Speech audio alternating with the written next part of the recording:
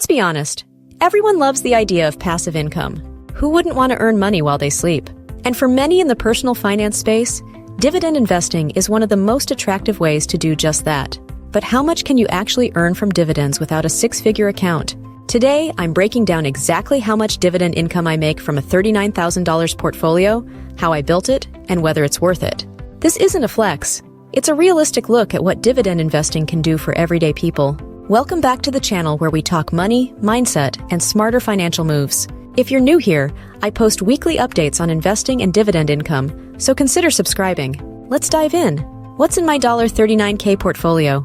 It's a mix of dividend stocks, ETFs, and REITs. Some of the core holdings are PepsiCo, Johnson & Johnson, and Realty Income. I also hold ETFs like SCHD and VYM for diversification, plus smaller positions in JEPI and QYLD, high-yield covered call ETFs with trade-offs I'll touch on later. How much do I make? From this $39K portfolio, I earn about $1,320 per year, or roughly $110 a month.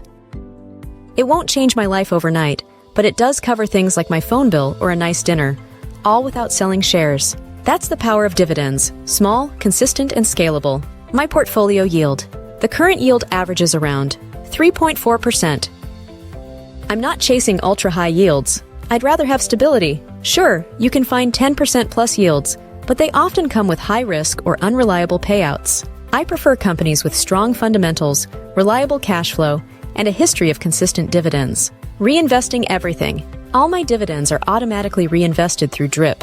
Every dollar buys more shares, which then generate more dividends. That compounding effect is how you grow wealth slowly but surely. The downsides. Dividend investing isn't flashy. Growth is often slower, and taxes can chip away at returns, especially outside tax-advantaged accounts. Plus, not every dividend stock is a good one.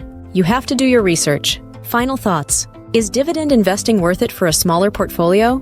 I believe so.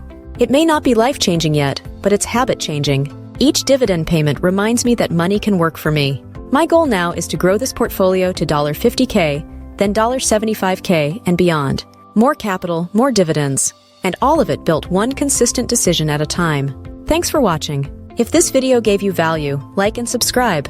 Let me know in the comments. How much are you earning in dividends, and what's your favorite holding? Stay invested, stay patient, and stay focused on the long game.